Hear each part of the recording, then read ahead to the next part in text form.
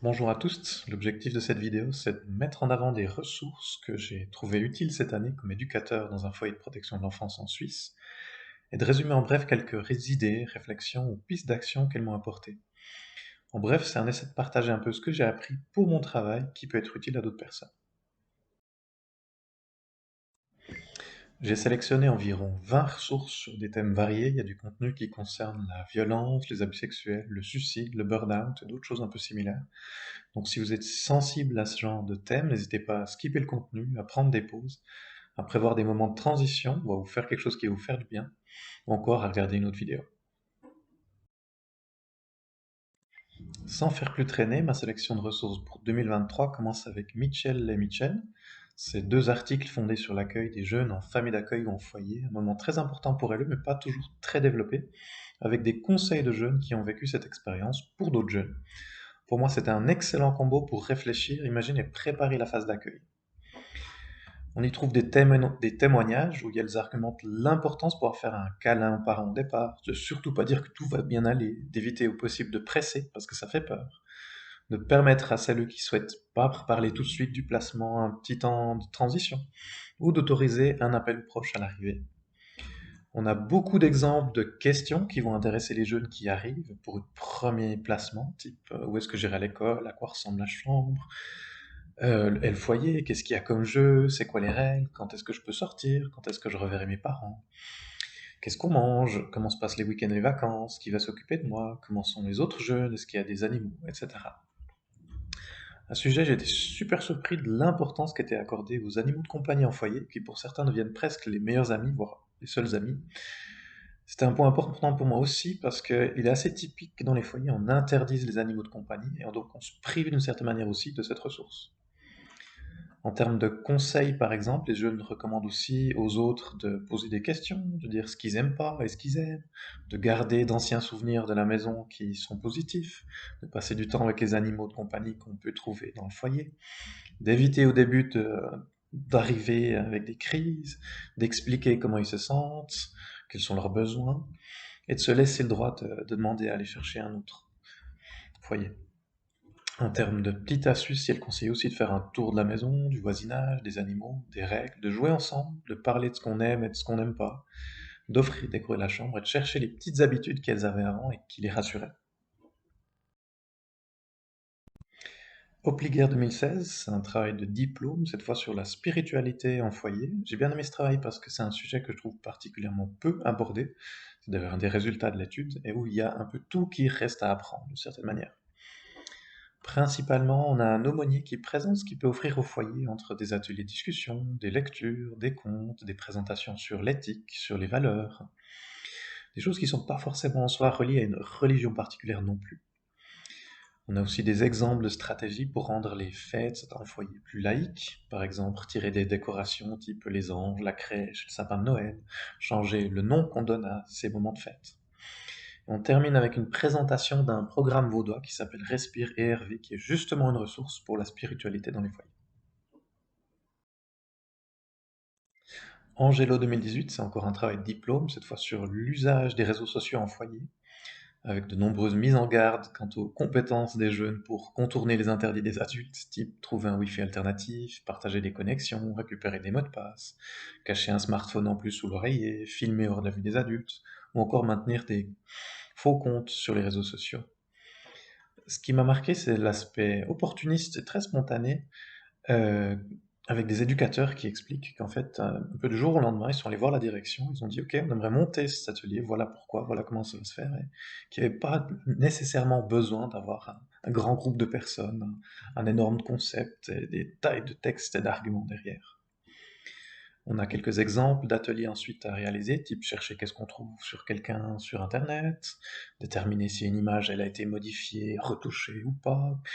pourquoi, qu'est-ce qui ferait qu'on ferait ces changements ou pas, si on pourrait la partager sur les réseaux sociaux ou pas, qu'est-ce qui ferait que ce serait un argument en faveur ou pas. On a des questionnaires sur comment on auto-évalue son usage de différentes applications, ou son usage du téléphone. Et j'ai bien aimé aussi parce que les auteurs pensent à la réutilisation des ateliers, parce qu'il est assez typique qu'on ait un éducateur ou une éducatrice qui lance un projet et qui, à son départ, celui-ci est un peu mis de côté, on l'oublie, on ne sait pas comment le faire vivre de nouveau, et on réinvente des choses qui, en fait, ont déjà été créées dans divers autres endroits auparavant.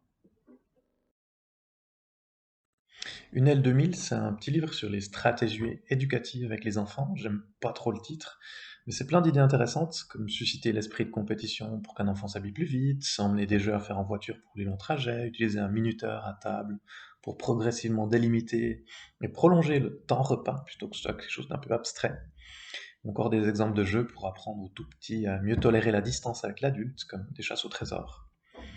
On a aussi pas mal de points d'attention sur la prévention de risques, comme l'électrocution avec des prises ou des câbles qui traîneraient, éviter de laisser du matériel sur des nappes que les enfants peuvent tirer, des choses un peu comme ça. Ofsted 2021, c'est une petite vidéo qui explique comment les foyers sont inspectés par le personnel de l'État au Royaume-Uni. Pour moi, c'était une sensibilisation aux inspections, mais aussi une perspective différente sur celle-ci. On apprend par exemple qu'un bilan de l'inspection peut être fait auprès des jeunes, ce que j'avais encore jamais entendu se faire en Suisse, et qui m'a pas mal interrogé. Et j'ai bien aimé que les inspecteurs-inspectrices laissent la possibilité aux jeunes de s'exprimer par écrit s'ils trouvaient ça plus simple ou plus accessible pour se faire entendre. On a aussi un descriptif des étapes de l'inspection, avec la préparation, les documents à montrer, comment se passe la visite, comment se passent les entretiens, une présentation aussi des attentes que les inspecteurs-inspectrices peuvent avoir lorsqu'ils prennent du temps auprès des jeunes, ce qui peut aider à y préparer un jeune pour qu'il puisse mieux communiquer son avis sur le placement et l'accompagnement. La Law Clinic de l'Université de Genève, hein. C'est un petit guide sur les droits des personnes LGBT en Suisse que j'ai découvert via un collègue qui l'a amené au bureau, merci d'ailleurs. Il n'est pas du tout digeste, il y a beaucoup trop de choses bien tassées, mais il est hyper riche et ça offre un joli pack de réponses et de pistes pour les personnes qui ont des questions sur le sujet. On y trouve aussi des liens vers pas mal d'associations LGBT en Suisse, type Vogué, Agnodis, Queer Amnesty, Lilith. On a pas mal de détails aussi sur les droits lors des manifestations, type on pense à la Pride à Genève, ce que peut faire la police ou pas, et dans quelles conditions dans ce genre de contexte. On a quelques stratégies pour le harcèlement à l'école, ou comment les jeunes peuvent faire lorsqu'ils veulent entreprendre des démarches, mais que les parents sont opposés à celles-ci, type l'interception de courrier. On a aussi des détails sur ce que peut ou pas imposer un juge si on fait la demande pour changer de prénom, changer de sexe, combien ça coûte tout ça, quels sont les impacts du PAX, quels sont leurs droits vis-à-vis d'un ou d'une employeuse qui serait homophobe ou qui poserait des questions particulièrement sensibles ou privées. Et tout ça, ça aide beaucoup pour conseiller, défendre ou répondre aux questions des jeunes ou les questions qu'on peut avoir soi-même. Gay Balma 2022, c'est un petit livret illustré qui fait office de porte-parole pour les adultes qui fréquentent un accueil Basseuil dans le canton de Fribourg, donc pour les personnes en situation de précarité. On y trouve des petites astuces sur comment dormir en sécurité dehors ou dans une voiture, type fermer les fenêtres et masquer celles-ci, manger sans argent, apprendre en dehors du système scolaire, c'est là qu'on voit l'importance aussi des petites bibliothèques de village, gagner quelques sous avec différentes variantes de petits boulots qui ne nécessitent pas forcément de formation prérequis. Et tout ça, c'est des astuces qui peuvent être super utiles, je trouvais en tout cas, pour des jeunes qui restent en rupture ou en fugue. Et ça peut aussi être des outils pour sensibiliser à qu'est-ce que c'est que la vie dans la rue. Sainte-Marie 2019, c'est un travail de doctorat canadien sur les fugues en foyer qui est particulièrement complet en termes de causes explicatives aux fugues, de prise en compte de facteurs contextuels. Il met aussi en avant tous les conflits qui peuvent être générés au sein des équipes quand on cherche à coordonner la manière de répondre en l'absence de preuves scientifiques très stables sur quoi est-ce qu'on doit faire. Type, est-ce qu'on doit se fâcher et punir? Est-ce qu'on doit chercher les causes, plus dans le soin, la bienveillance, la chaleur à ces moments-là? D'où l'importance de se concerter, mais aussi de réaliser des études expérimentales sur le sujet. Bref, on y trouve aussi des exemples de stratégies dont j'avais pas encore beaucoup entendu parler, type prolonger la durée du déplacement du jeune qui veut partir en fugue, sans pourtant fermer quoi que ce soit ou l'empêcher de partir, mais juste lui donner le temps de réfléchir à ce qu'il est en train de faire. Offrir des espaces aussi de parole pour les éducateurs, éducatrices qui peuvent se sentir parfois impuissants ou perdre espoir dans ces dynamiques de fugue à répétition. Et j'ai découvert aussi la fonction de spécialiste en activité clinique, qui correspond en gros à un éducateur, une éducatrice experte sur certains thèmes ou sur les avancées scientifiques, qui va faire office de formateur, formatrice de terrain, d'évaluatrice, de créatrice de directives, de guidelines. Techniquement, c'est un peu aussi l'équivalent aux infirmières de pratique avancée maintenant, ou aux conseillers pédagogiques dans l'enseignement, même si un rôle similaire n'existe pas encore à ma connaissance en Suisse. Guetta Calabrese 2021, c'est un livre rédigé par une directrice de foyer, également chercheuse, dans un contexte français. La première chose qui m'a attiré, c'est la perspective des directions, qui est relativement peu développée dans les travaux de recherche en Suisse, et le fait d'avoir en même temps une double fonction de chercheuse. On y trouve pas mal de témoignages de ce qui met les directions en difficulté, type les services de piquet de jour et de nuit, plus les vacances, plus les week-ends, les demandes de répondre immédiatement à plein de situations imprévisibles et complexes, ce sentiment d'isolement qui peut exister parfois, l'envie de garder une image forte, positive, alors que parfois on perd espoir, on est épuisé, on en a marre. La complexité à essayer aussi de coordonner les lois et les écueils que ceci peut ensuite causer, type on aimerait parfois faire autrement, mais la loi nous oblige à respecter le temps de repos, le temps de sommeil, le temps, etc., de différentes personnes. En bref, pour moi, c'était un outil pour développer, je dirais, l'empathie et la compréhension de la fonction de direction. On a aussi des exemples plus positifs qui montrent les ressources à l'image des projets qui sont portés par les équipes, plein d'énergie, des espaces de discussion entre directions de foyers différents, système de mentorat entre un nouveau directeur et d'autres plus anciens. Et ceux qui arrivent à, c'est le, pardon, qui arrivent à transformer ce côté imprévisible de la gestion du foyer comme source de motivation et de plaisir, en fait. Mihailovic 2021, c'est un travail de master, si je ne me trompe pas, sur comment aider des jeunes en deuil. On y retrouve en particulier des jeunes qui témoignent leur besoin d'obtenir des câlins, de l'affection dans ces moments difficiles. J'insiste sur ce point aussi parce qu'on a des foyers où montrer et offrir de l'affection est très controversé, restreint, voire interdit, aussi pour éviter des abus avec des adultes qui peuvent être mal intentionnés. On a aussi des exemples de situations où des jeunes se retrouvent à devoir organiser l'enterrement d'un parent, ce que j'ai trouvé particulièrement marquant concernant le petit réseau à la solitude que certains de ces jeunes peuvent devoir affronter. On a une petite présentation de l'association Astram qui est destinée aux personnes en deuil,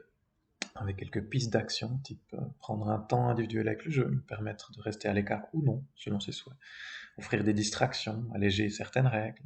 inviter à parler à une personne de confiance, réaliser une sorte de rituel pour marquer le départ de quelqu'un qui était important pour lui et lui. Wilber 2006, un guide de bonne pratique américain sur comment accompagner des jeunes LGBT en foyer, avec des exemples de règles aidantes telles que le respect des prénoms et des pronoms, l'interdiction de contraindre quelqu'un à s'habiller selon un genre,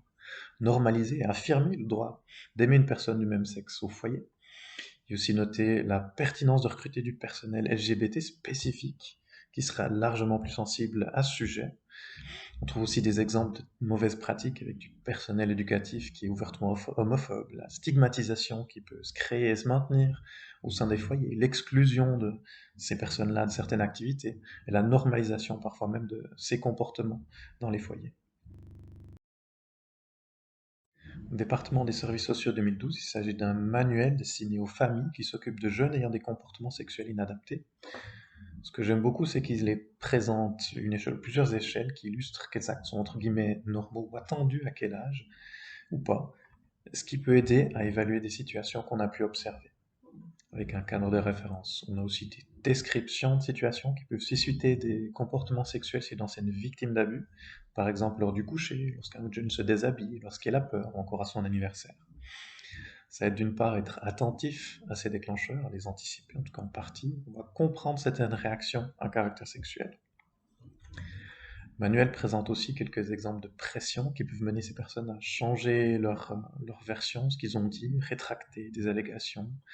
type la peur, le craint, le sentiment de culpabilité, loyauté envers les amis et la famille, l'envie de protéger la relation d'une certaine manière. Enfin, on a quelques propositions de stratégie face à ces comportements, dont des choses qui visent les autres enfants plutôt que les auteurs. Comment leur enseigner à se protéger, à poser leurs limites. C'est aussi éviter de diaboliser un jeune par rapport à son comportement, de le culpabiliser encore plus par rapport à un acte qui pourrait être isolé et unique. C'est aussi penser aux voisins, aux proches, lorsqu'on planifie tout cet accompagnement. Eruga 2006, c'est un livre et un manuel destiné à l'accompagnement de jeunes auteurs d'abus sexuels. Actuellement, c'est ma référence clé sur ce sujet si je vais sélectionner une seule ressource. On y trouve des explications sur les causes élargies des abus sexuels, des exemples de stratégies utilisées par les auteurs est-ce pour cacher les faits, se protéger d'un sentiment de culpabilité, les représentations problématiques qu'elles peuvent avoir, du type elle-même, donc tout ce que je veux c'est ok, les lieux et situations à risque, type les vestiaires, les couloirs, les WC, les risques aussi liés à certaines interventions comme le suivi constant, et les difficultés que peuvent amener la médiatisation du sujet en foyer avec l'envie de surprotéger et d'éviter absolument tous les risques possibles. Une bonne part du bouquin est focalisée sur l'accompagnement thérapeutique, et comment on fait, par où on va aller pour les aider, y compris lorsqu'il y a résistance ou évitement, type le jeune qui part en fugue au lieu d'y aller en thérapie. C'est une section où on évalue aussi, par exemple, les représentations qu'a le jeune, son empathie, à quel point il y a de la supervision à domicile, comment elle gère les désaccords, comment ça se passe à la maison aussi, ce genre de situation-là. On trouve de dizaines de pistes d'intervention, allant de la prévention primaire, par exemple, comment on va répondre aux besoins affectifs de ces jeunes avant qu'il puisse y avoir des comportements dérivés, au plan de crise en cas d'envie intense, comment il fait dans cette situation-là, aux outils d'évaluation, plan de surveillance, aux jeux de rôle, exercices, de nombreux ateliers aussi sur le sujet. Le versant thérapeutique note aussi les risques pour les thérapeutes ou les accompagnants, en termes d'abus, d'épuisement, de traumatisation, d'allégations lors des séances, l'envie d'éviter aussi parfois à tout prix une récidive, au point de se mettre des attentes qui sont complètement irréalistes. Les risques dans la salle d'attente aussi, comment on gère avec les différents patients qui peuvent se rencontrer sur cet espace-là, tout comme les impacts que ça peut avoir d'accompagner ce genre de personnes sur la vie privée, avec la crainte par exemple augmentée qu'on puisse ensuite nous-mêmes être victimes d'abus, que nos enfants le soient. KJDO 2023, c'est une étude fondée sur des interviews de jeunes en foyer qui ont des idées suicidaires. On y trouve des descriptions très vivantes du sentiment d'abandon et de la détresse qui peut être générée lorsqu'un ou une jeune a des idées suicidaires ou s'automutile, et que les éducateurs et tristes s'en occupent pas, évitent le sujet, minimisent ou le placent en isolement. Avec la demande à la place d'offrir des distractions, de se montrer à l'écoute, d'aider lors des soins, de proposer des stratégies alternatives, de le prendre avec soi. C'est aussi des conseils sur comment améliorer l'isolement si vraiment il doit être appliqué pour la sécurité, type on ne va pas forcer, on explique ce qu'on fait, on propose un câlin pendant ou après. Surtout pas en laissant le jeune seul, en agissant avec plus de calme et de douceur que possible. Enfin, je trouve intéressant que certains jeunes demandent à ce qu'on mette en valeur, à ce qu'on félicite régulièrement leur progrès, tel que ne pas s'être automutilé plusieurs heures d'affilée. Céron 2006, c'est un livre que j'ai découvert par pur hasard dans une cabine/bibliothèque de mon village. Merci à celui qui a laissé. L'auteur, qui est souffreur thérapeute, nous raconte un peu son parcours comme éducateur en France, avec ses heures aussi, des exemples de situations que j'ai trouvées parlantes et encore d'actualité. On a toute une section très intéressante sur les barrières qui empêchent les familles touchées par l'inceste à oser demander de l'aide aussi. Ce que j'ai préféré là-dedans, par contre, c'était la partie sur les stratégies, sur comment on va travailler avec des auteurs de violence, comment on va chercher la prise de responsabilité de leur part, comment on va nous-mêmes se distinguer du rôle des enquêteurs et des policiers. J'ai trouvé très rassurant aussi le côté de s'autoriser à sélectionner, à travailler un comportement violent que l'auteur arrive à reconnaître comme étant excessif pour débuter le travail avec. Ministère de l'Intérieur 2020, c'est un manuel qui décrit comment fonctionnent typiquement les groupes qui exploitent sexuellement des mineurs. Il est terrible à lire parce que c'est aussi se mettre dans la tête de gens qui utilisent les autres pour leurs bénéfices, avec parfois aucune empathie, un côté très froid et calculateur. Mais ça permet aussi d'avoir à l'idée quelques stratégies que peuvent utiliser ces groupes-là. Si on veut savoir les identifier, les repérer, pour pouvoir ensuite les enrayer, on a besoin de ces repères et de ces drapeaux rouges. Comité pour la prévention de la torture 2021. C'est un rapport qui évalue, parmi d'autres choses, les foyers fermés en Suisse, dont les Léchères sur le canton de Vaud et la Clairière sur le canton de Genève. Il note qu'on a beaucoup de choses à améliorer dans le milieu fermé, avec par exemple des cellules ou des salles d'attente qui sont extrêmement petites, avec très peu de choses à faire dedans, qui s'apparentent presque à des lieux de torture, des intervenants qui peuvent être rudes et blessants envers les jeunes. Pour moi, c'était un énorme rappel que c'est pas parce qu'on est en Suisse que la vie est rose et belle dans le milieu fermé, qu'il n'y a rien à améliorer, qu'il n'y a rien à faire différemment ou à questionner. Ça m'a beaucoup interpellé aussi sur les pratiques en milieu ouvert, parce qu'on lit parfois dans les travaux de diplôme des choses qui interrogent, qui ne sont pas proportionnées par rapport au comportement que les jeunes peuvent avoir. Il y a une deuxième partie où il décrit aussi les droits que les jeunes interpellés par la police peuvent avoir et qui sont rarement rappelés dans ces situations-là, type informer leurs proches, demander à un parent de venir, demander un avocat ou une rencontre avec un médecin. On arrive à la fin de cette vidéo et des présentations. J'espère qu'au moins une de ces ressources a suscité votre intérêt et que vous y avez découvert quelque chose qui vous sera utile. Donc, liste de conclusion, si je choisis ces ressources, c'est malheureusement souvent parce que ce sont des sujets qui touchent directement les jeunes que j'accompagne ou bien mes collègues, et parce que la formation de base que j'ai reçue sur le sujet était parfois inexistante, si on prend l'exemple de l'exploitation sexuelle ou de l'accompagnement à la spiritualité, ou insuffisamment développée, je pense, par rapport à mes besoins, par exemple pour l'accompagnement des auteurs de violences ou les droits des personnes LGBT. On a aussi parfois des situations complexes qu'on aimerait réorienter vers des services plus spécialisés lorsqu'ils existent. On peut se retrouver à attendre des mois avant d'avoir des réponses qui peuvent aussi être négatives. Et dans ces scénarios-là, je pense qu'on a besoin d'être plus armé, préférablement avant d'y être confronté. Mon souhait, ce serait qu'un jour on ait une formation initiale qui est plus complète, plus en accord avec le terrain, des formations continues qui sont plus spécifiques, plus accessibles, ou éventuellement que le personnel éducatif arrive à organiser ensemble sa propre formation continue, à l'image un peu ce qui peut se faire chez les spécialistes du domaine de la médecine. Parce qu'en attendant que ça se développe, pour que les variantes autodidactes soient reconnues, la qualité de l'accompagnement dans ces situations compliquées dépendra souvent de la bonne volonté et de l'énergie qui reste dans les équipes, à qui on demande déjà beaucoup, ce qui ne me semble pas durable ni respectueux envers les jeunes et leurs familles. Présenter des ressources, c'est toujours faire une sélection. Dans le cas présent, ça voulait dire exclure au moins 50 alternatives que j'ai trouvées tout autant intéressantes. Vous trouverez celles qui n'ont pas été mentionnées dans le bilan que je fais habituellement chaque année, de ma liste de lecture recommandée sur les foyers. Une alternative pour une prochaine fois, ça pourrait être de voter les ressources à présenter ou de voter des thèmes qui suscitent plus d'intérêt plutôt que je choisisse moi, selon mes représentations, qui ne sont pas toujours représentatives. N'hésitez pas à me dire si ça vous parle sous cette forme ou sous une autre. Merci pour votre attention et une toute bonne journée à vous.